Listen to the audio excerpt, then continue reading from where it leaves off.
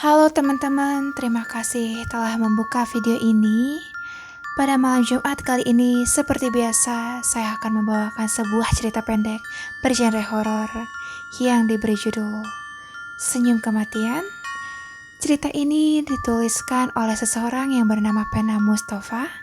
So, don't forget to look at your behind and listen to his imagination with Ini Mary.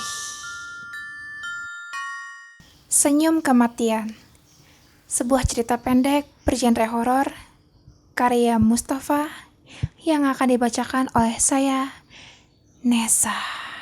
Biasanya setiap kakak libur kuliah, dia pulang ke rumah. Dia pasti suka membuat aku kesal dengan segala cerita horor yang dia ceritakan kalau aku hendak tidur.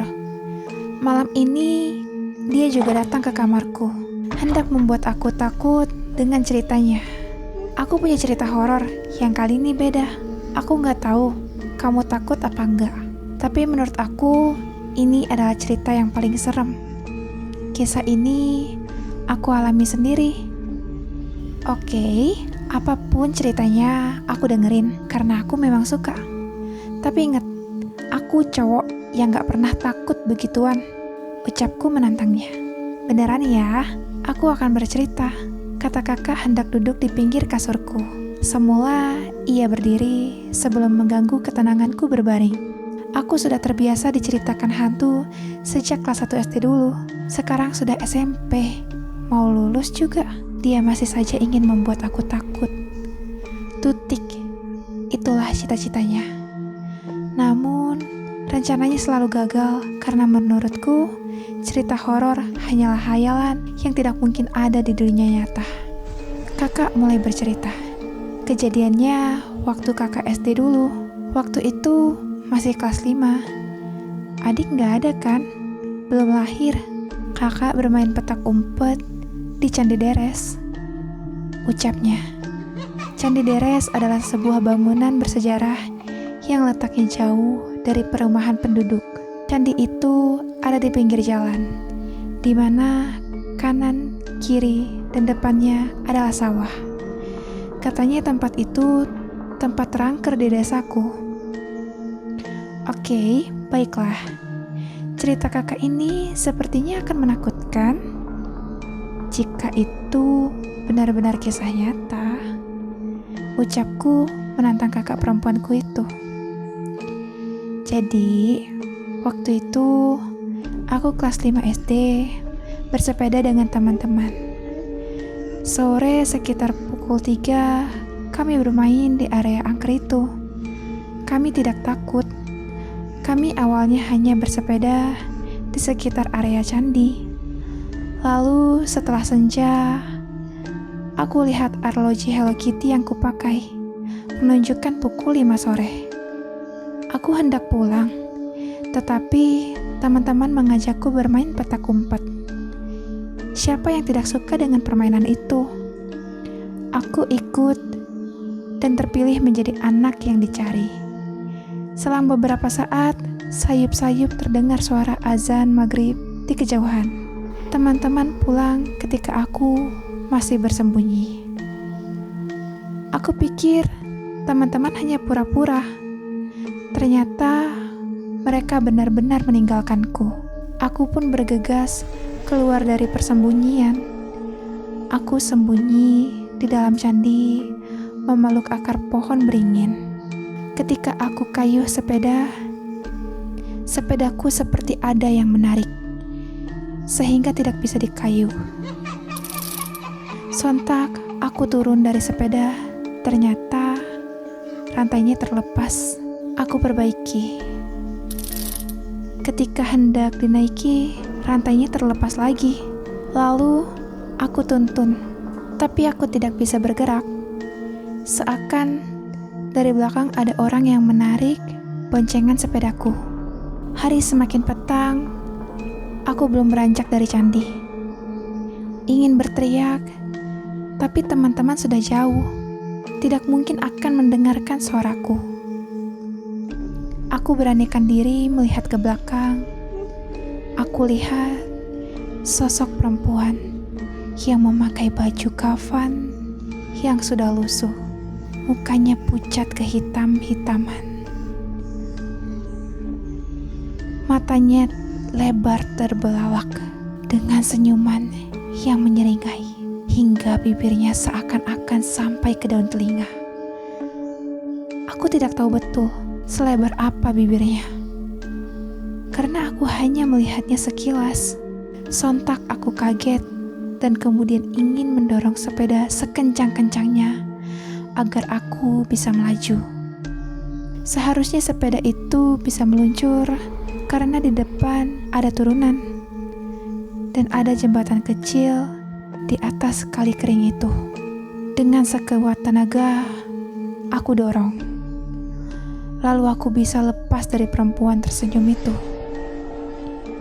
Tapi sepeda tidak bisa aku kendalikan. Aku terperosok ke dalam kali kering yang ada di pinggir jalan candi. Saat jatuh ke dalam kali, seakan kepalaku membentur sesuatu. Aku terbangun, di mana suasana petang masih menyelimuti langit. Entah berapa lama aku berada di Candi Deres. Rasanya hanya semenit. Tidak ada banyak perubahan warna langit. Tidak terlalu terang, juga tidak terlalu gelap. Seharusnya aku berada di kali. Nyatanya, aku terbaring bersandar di pohon besar. Pohon beringin yang akarnya mulai menghancurkan sebagian besar pinggiran candi utama, di mana tempat ini adalah tempat persembunyianku tadi. Aku tidak begitu jelas melihat sesuatu. Tubuhku seakan sedang dipeluk, atau mungkin sedang berpakaian dan bertopeng. Topeng itu kemudian terlepas dari wajahku, menyisakan bau anyir dan kulit. Rupanya, sesosok perempuan yang tersenyum tadi seakan ingin mengambil tubuhku. Ia kemudian melepaskan wajahnya yang menempel pada wajahku. Seperti kulit yang terkelupas, wajahnya masih tersisa sebagian di pipiku.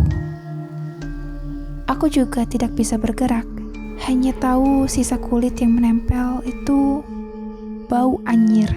Wajah itu tersenyum lebar sekali, meski sebagian kulit telah terkelupas. Matanya terbelalak, kemudian bajunya yang menempel di bajuku juga terlepas perlahan. Sebelum ia melayang, ia memaksa bibirku menahan senyum lebar dengan sihirnya. Padahal aku sedang ketakutan. Aku mendengar orang-orang memanggil namaku. Terdengar orang-orang membawa peralatan dapur yang dibunyikan. Namun, senyumku dan mataku yang terbelalak menahanku untuk berteriak. Entah bagaimana, tiba-tiba aku tertidur kembali. Setelah membuka mata, langit sudah menjadi pagi. Orang-orang menemukanku di bawah pohon beringin dengan kepala berdarah. Setelah kejadian itu, ada keanehan. Misalnya saja, ketika pamanku tersenyum aneh waktu dia duduk di teras rumahnya sembari membaca koran. Dia menaruh koran dan tersenyum lebar kepadaku dengan matanya yang terbelalak.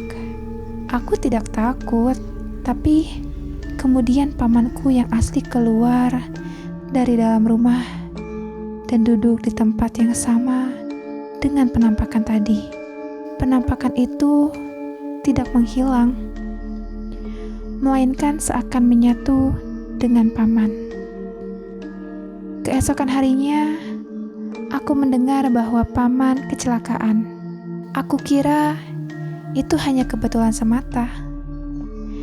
Tapi kejadian serupa di waktu kelas 3 SMP membuat aku yakin bahwa ada hubungannya dengan hantu senyum itu. Waktu SMP, temanku Asri sedang duduk di bangku pojok. Wajahnya pucat, pasi, dengan senyum lebar dan mata nanar. Aku menghampirinya, menanyakan apakah yang sedang terjadi. Setelah sempat aku bertanya, aku berbalik badan, karena ada yang memanggil namaku. Ternyata yang memanggil adalah Asri. Asri yang asli juga melihatnya. Sehingga aku dan dia lari terbirit-birit. Keesokan harinya, aku mendengar Asri mati bunuh diri karena diputus pacarnya. Itulah ceritaku yang masih menjadi tanda tanya. Kenapa penampakan itu selalu tersenyum? Sekaligus menjadi pertanda kalau orang yang asli akan meninggal keesokan harinya. Tapi aku sudah tidak pernah melihat kejadian yang sama lagi sampai sekarang. Mungkin karena aku sudah rajin beribadah. Kali ini cerita kakak benar-benar berbobot. Bagaimanapun, aku merinding dibuatnya. Ceritanya seakan-akan nyata. Itu cerita beneran ya kak? Terserah mau percaya apa enggak. Kan adik sudah SMP, pasti tahu mana cerita yang bohongan, mana cerita yang nyata. Ya sudah, aku yakin itu pasti cerita bohongan. Tapi merinding juga sih. Makasih ya, sudah cerita horor yang greget. Akhirnya bisa tidur nyenyak. Oke, aku mau tidur dulu. Ini sudah jam 10 malam. Tak lama, aku sudah tertidur. Mungkin sekitar jam 1 dini hari, aku mencium bau anyir di kamarku. Di dalam kegelapan, samar-samar terlihat sosok yang duduk di pinggir. Persis kakak. Aku pikir kakak. Tapi baju yang ia pakai sama dengan baju yang kupakai. Dia juga tidak berambut panjang. Ia cowok sepertiku. Kemudian dari luar ada seseorang yang masuk ke kamar. Rupanya kakakku. Aku tambah bingung. Ini siapa? Dik, lihat headsetku nggak? Tadi kayaknya ketinggalan di kamarmu. Maaf ya, aku ganggu. Bangun tidur ya? Aku kemudian tersadar betul setelah lampu dinyalakan. Kakak mengira orang yang duduk di pinggir ranjang adalah diriku. Ternyata memang wajahnya mirip. Senyumnya lebar dengan mata yang terbelalak. Tentu saja aku hanya bisa berteriak. Ternyata cerita kakak itu benar-benar terjadi hari ini. Siapa yang melihat penampilan diri sendiri dengan wajah tersenyum lebar seperti aku sekarang ini, akankah keesokan harinya meninggal?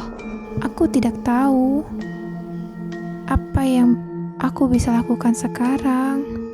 Kakak juga hanya bisa berteriak, menarikku dari tempat tidur agar keluar dari kamar, meninggalkan sosok itu seorang diri di dalam kamarku.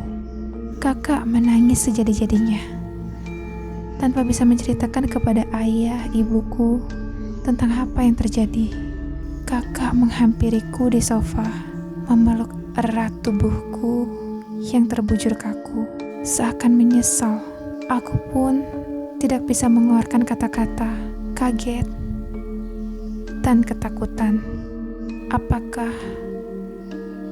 aku besok benar-benar akan mati? Oke teman-teman, itu tadi cerita yang dituliskan oleh seseorang yang bernama Pena Mustafa. Untuk kalian yang penasaran akan karya-karya selanjutnya dari sang penulis, kalian dapat melihat Instagramnya di @mustafa_psikologi. Dan untuk kalian yang ingin mengirimkan karya-karya kalian, baik itu berupa cerita pendek, cerita bersambung, dan dalam berbagai jenis, kalian dapat mengirimkannya ke email kami di inimarypodcast@gmail.com. Jangan lupa untuk like, komen, dan subscribe channel ini. Dan juga jangan lupa untuk share video ini ke teman-teman kalian supaya lebih banyak lagi generasi bangsa yang cinta akan literasi. Saya Nesa, saya pamit undur diri. Thank you for listening.